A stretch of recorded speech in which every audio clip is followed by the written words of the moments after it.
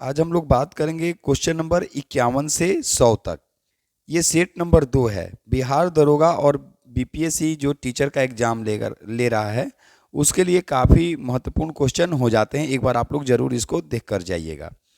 चलिए question number 51 से हम लोग शुरू कर रहे हैं।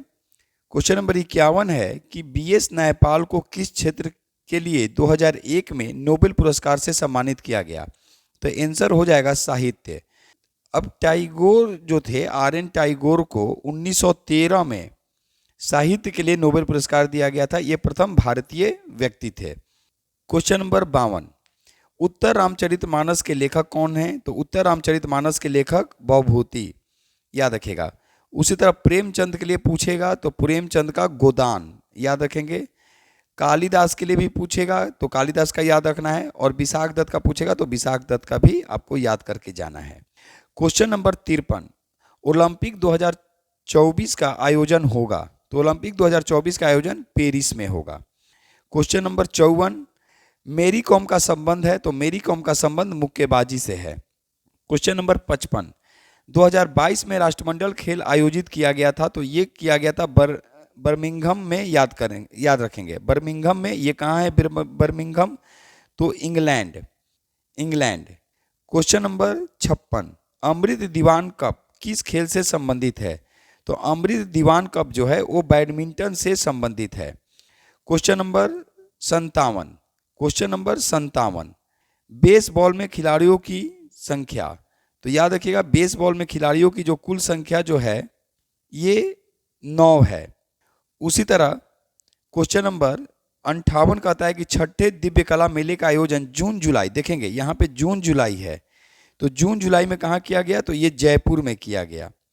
क्वेश्चन नंबर 59, किस राज्य ने वृक्षों को रख रखाव के लिए प्राण वायु देवता पेंशन योजना की शुरुआत की है? तो याद रखिएगा ये हरियाणा, और इसमें 2500 रुपया प्रति माह देने की बात की गई है। चलिए क्वेश्चन नंबर 60, तमिलनाडु सरकार ने सीबीआई जांच हेतु, कौन सी जांच? तो सीबीआई जांच हेतु समान अनुमति वापस ली। यह राज्यों में स्थान रखता है, तो ये 10वां स्थान रखता है।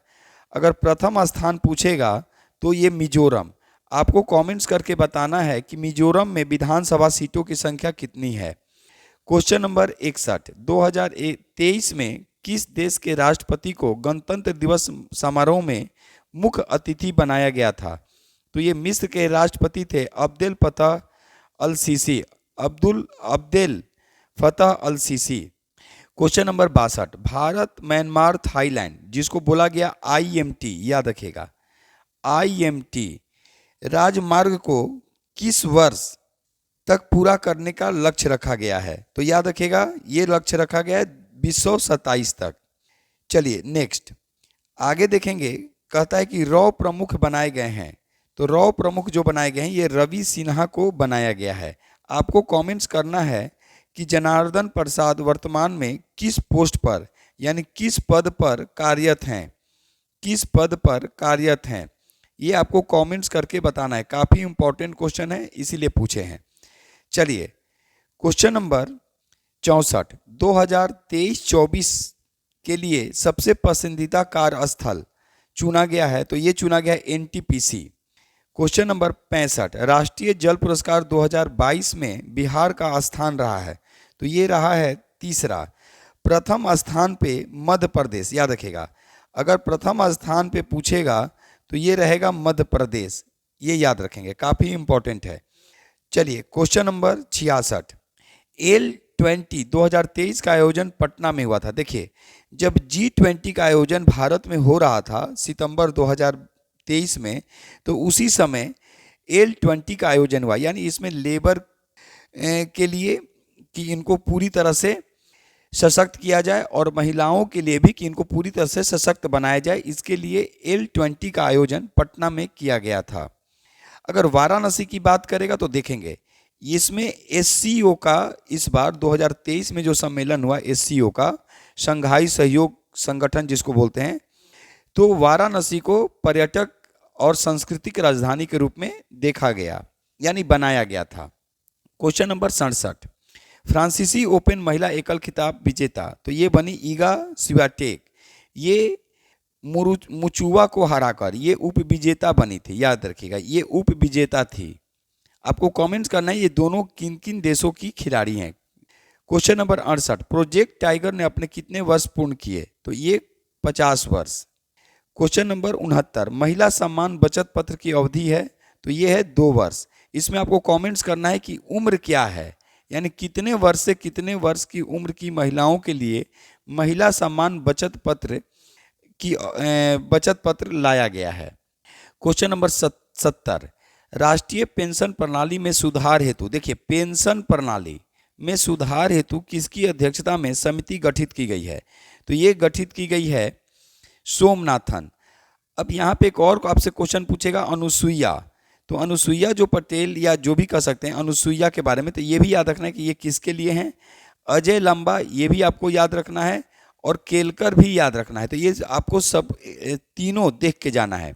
जैसे अनुसुईया के बारे में अगर आप जानेंगे तो जैसे मणिपुर में शांति प्रक्रिया बहाल के लिए, उसी तरह अजय लांबा के बारे में भी आपको याद रखना पड़ेगा, उसी तरह केलकर के बारे में भी याद रखना पड़ेगा।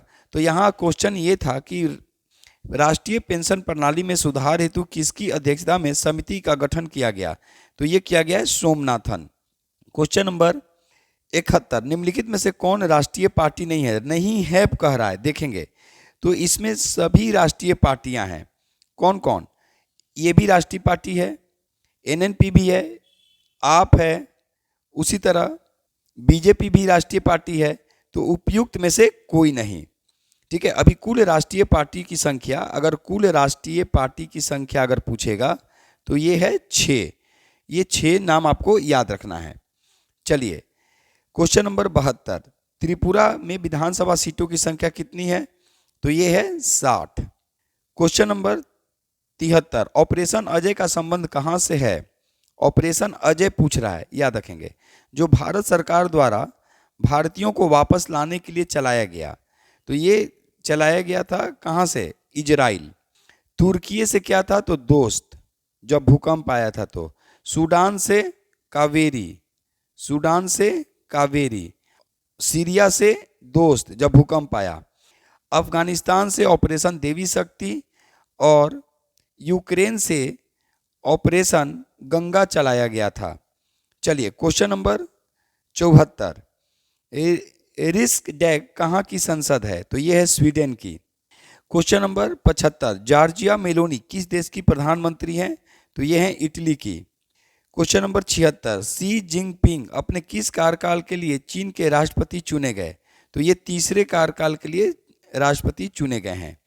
Question number 77, recover together recover stronger किसका स्लोगन था? तो ये G20 का था 2022, जो इंडोनेशिया में हुआ था, याद रखिएगा। क्वेश्चन नंबर 78, भारत अभी तक कितनी बार सुरक्षा परिषद का अस्थायी सदस्य बना है? तो आंसर हो जाएगा 8 बार। अब देखेंगे, आपको ऐसे याद रखना है अस्थायी सदस्य कौन कौन है? तो ABCFR, ए से अमेरिका, बी से ब्रिटेन, सी से चाइना, ब्रिटेन यानी इंग्लैंड, एफ से फ्रांस और आर से रसिया। तो ये अस्थायी सदस्य की कुल संख्या 5, लेकिन भारत अस्थायी पूछ रहा है यहाँ पर कि अस्थायी सदस्य कितनी बार बना है? तो ये 8 बार बना है। चलिए क्वेश्चन नंबर 79, G7 का 49वां शिखर सम्मेलन किस देश की अध्यक्षता में संपन्न हुआ? तो ये हो जाएगा जापान। अगर 50वां पूछेगा तो इटली, याद रखिएगा, ये काफ़ी इंपॉर्टेंट क्वेश्चन हो जाता है। चलिए क्वेश्चन नंबर 80, कजाकिस्तान की राजधानी पुनः बनाई गई। तो ये बनाई गई है नूर सुल्तान, अस्ताना से ट्रांसफर करके, याद रखिएगा, नूर सुल्तान को बनाया गया है। क्वेश्चन नंबर 81, मई 2023, देखिए क्या कर रहा है, मई 2023 में इच्छा मृत्यु को किस देश ने वैध बनाया? तो ये बनाया पुर्तगाल। अगर सबसे पहले इच्छा मृत्यु कहाँ लागू किया गया था? तो नीदरलैंड में। Question number 82, JAXA space agency है, तो जाक्सा जो है ये जापान की है। क्वेश्चन नंबर 83, कुआफू 1 किस देश का पहला अंतरिक्ष आधारित सौर वेधशाला है? तो ये है चीन। क्वेश्चन नंबर 84 हम छोड़ रहे हैं, थोड़ा सा इसमें हमको कन्फ्यूजन है क्वेश्चन नंबर 84 में, तो फिर हम इसको देखेंगे और आप लोग को अगर मिले तो वो भी आप लोग कमेंट्स करके इसको बताएंगे। क्वेश्चन नंबर 84 देखेंगे। क्वेश्चन नंबर 85, 2023-24 केंद्रीय बजट में कितनी प्राथमिकताएं बताई गई? तो 7, और इसका नाम रखा गया सप्तऋषि। नाम याद रखेंगे, इसका नाम रखा गया क्या? सप्तऋषि। क्वेश्चन नंबर 86, सुंदरवन को किस वर्ष रामसर स्थल में शामिल किया गया? तो याद रखेंगे ये 2019 में शामिल किया गया। अच्छा, आपको एक यहाँ पे कमेंट्स करना है कि सुंदरवन को यूनेस्को धरोहर में कब शामिल किया गया? यूनेस्को में कब शामिल किया गया आपको बताना है। क्वेश्चन नंबर 87, भारत में किस वर्ष जैव विविधता अधिनियम पारित हुआ? तो देखेंगे पारित हुआ था दिसंबर 2002 में। दिसंबर 2002 में पारित हुआ, याद रखिएगा। तो यहाँ 2002 कर लेंगे, 3 में लागू हुआ, 2002 में पारित हुआ था। तो अधिनियम पारित पूछा है तो 2002। क्वेश्चन नंबर 88, इनमें से कौन हरित गृह गैस नहीं है? तो ये SO2 नहीं है, बाकी CH4 भी है जिसको मीथेन कहा जाता है, CFC chlorofluorocarbon, N2O nitrous oxide. चलिए क्वेश्चन नंबर 89, धान के खेत में किस गैस का उत्सर्जन होता है? तो ये होता है मीथेन, CH4। क्वेश्चन नंबर 90, घुमकरिया किस जनजाति की सामाजिक संस्था है? तो ये है उरांव। अब देखिए आपसे मुंडा पूछेगा तो बिरसा मुंडा, भील पूछेगा तो ये पश्चिमी घाट से क्षेत्र, संथाल पूछेगा तो भागलपुर से राजमहल का क्षेत्र। ये सब आपको याद रखना है। क्वेश्चन नंबर 91, मानसरोवर झील के पास से किस नदी का उद्गम स्थल है? तो ये है उपयुक्त सभी, सतलज, ब्रह्मपुत्र और सिंधु। क्वेश्चन नंबर 92, नालंदा बौद्ध धर्म संबंधित है तो किससे संबंधित है? तो मठ से। देखिए ठीक है, विहार भी है, स्तूप भी है, चैत्य भी है, लेकिन इन सब में कौन है? तो ये मठ है, याद रखेंगे। तो आंसर हो जाएगा मठ। क्वेश्चन नंबर 93, सर्वाधिक प्राकृतिक आपदाएं किस राज्य में आती है? तो ये आंसर हो जाएगा उड़ीसा। देखिए आप देखे होंगे हमेशा आप देखे होंगे सूखा भी है, बाढ़ भी है, चक्रवात भी हैं। ये सभी चीज़ें मैक्सिमम जो आती है ये आती है उड़ीसा में। चलिए 94 नंबर क्वेश्चन क्या कह रहा है देख लेंगे। बेसालर लावा के अपक्षय के कारण किस मिट्टी का निर्माण होता है? तो ये रेगुर मिट्टी का निर्माण होता है। देखेंगे रेगुर मिट्टी को काली मिट्टी भी कहा जाता है, और क से काली, क से कपास, यानी काली मिट्टी कपास के लिए जानी जाती है।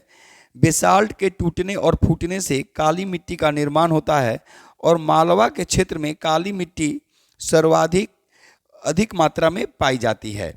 तो क से काली और क से कपास आप याद रखेंगे। चलिए क्वेश्चन नंबर 95 क्या कर रहा है? भाखड़ा नांगल संयुक्त परियोजना है तो ये है पंजाब, याद रखिएगा पंजाब हो जाएगा, हरियाणा और राजस्थान।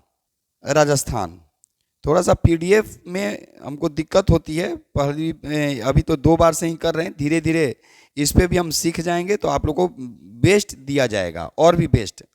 और क्वेश्चन 50-50 जो करके ला रहे हैं ताकि आप आराम से उसको पढ़ सकें और लिख सकें। चलिए क्वेश्चन नंबर 96 यानी 96, तपोवन और विष्णुगढ़ जल विद्युत परियोजना कहाँ अवस्थित है? तो ये है उत्तराखंड, क्वेश्चन नंबर 97, भारत का सबसे बड़ा रबर, अगर प्राकृतिक पूछेगा कि प्राकृतिक रबर तो ये है केरल, याद रखेंगे।